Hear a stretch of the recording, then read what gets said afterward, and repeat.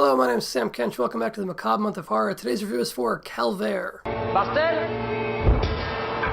Et le premier qui vient tourner autour de ma femme, je le crève. Qu'est-ce qui te fait croire que c'est ta femme? Qu'est-ce que vous faites? T'es encore venu piétiner mon cœur. This is a very, very strange movie. This movie is just absolutely batshit crazy.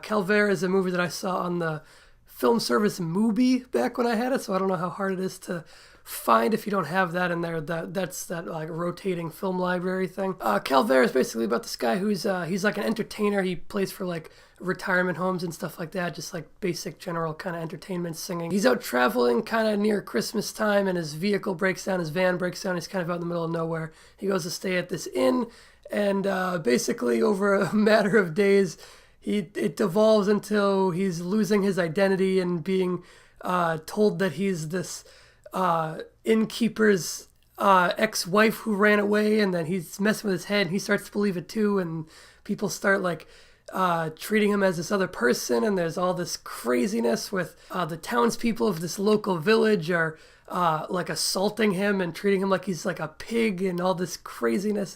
This is just an insane movie.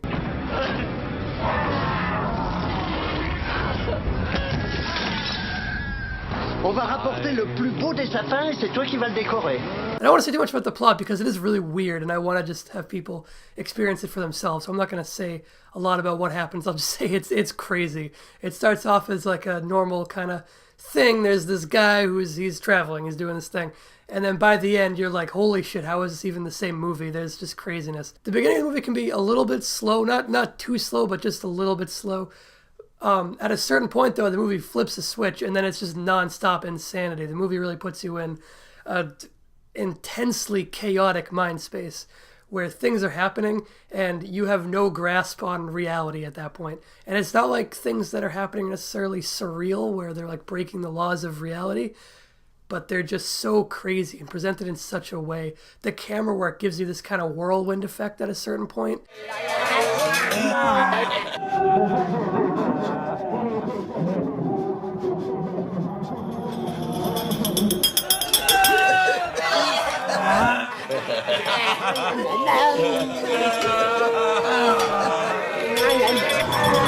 There's like a shootout that happens, and it really puts you in the character's mind of such disorientation. It's really interestingly made. The film does play with disorientation a lot, and can you trust what you're seeing? Because of how crazy this film is, it can get genuinely disturbing at times. The movie doesn't follow like typical horror movie scares whatsoever. All the horror in this film comes from things being so strange and so out of your comfort zone. In the situations that the main character are placed in, even though you don't really care about the main character, you don't really grow any kind of attachment to him or really care if he gets out of the situation at first. Once things are pushed to such an extreme, you get to the point where you're like, okay, nobody deserves to have what's happening to this guy happen to them. Even though you don't really like this guy, he seems like kind of a jerk a little bit. Even who are the antagonists can be seen as more sympathetic than the main character for a lot of the film, actually. This main innkeeper guy is actually really sympathetic, even though he becomes sort of the main antagonist of the film. He's played off as really sympathetic, and you kind of feel bad for this guy, and he's clearly like a deranged, lonely person. There's a lot of symbolism in the film as well. There's a lot of sort of religious parallels that can be drawn from the film. Now, I would say that if you were to just ignore all that in the movie, it wouldn't hamper your experience of it at all. But there being the kind of religious connotation, there's a whole Christ allegory going on. That being in there as a film adds a nice extra layer to it, but you could just disregard that entirely and it wouldn't really affect how you experience the film too much. By the time the end of the film rolls around, it's built to such an intense cacophony of audio-visual mayhem that it's really hard to just keep a grip on how you feel about the film. It's really disorienting, not just from the character's point of view, where it really locks you in his mind and you feel that sort of bewilderment that he has. It's also disorienting on just what the film is going for at times, what the film's trying to accomplish. And a lot of people probably aren't going to like that. To me, I enjoyed it. I enjoyed kind of just trying to figure out what this movie was at certain times, and then at other times just not even bothering trying to figure it out, just being like, okay, letting like wash over me this craziness. I enjoyed Calvaire a lot. I would definitely watch it again eventually. I would recommend checking it out if you haven't heard of it. It's a kind of lesser known type movie. If you can find it anywhere, check it out if you like kind of weird, crazy, bizarre movies, because this is definitely one of them. This is a crazy, crazy movie. I know I've said that a lot, but that's the operative word for this movie. It is ridiculous. It's definitely an experience. So check it out if you can find it, if it sounds interesting to you, and check out the rest of the Macabre Month of Horror videos. This week it's going to have less Macabre Month of Horror videos because of the release of The Briefcase, which is coming out this Wednesday, October 18th.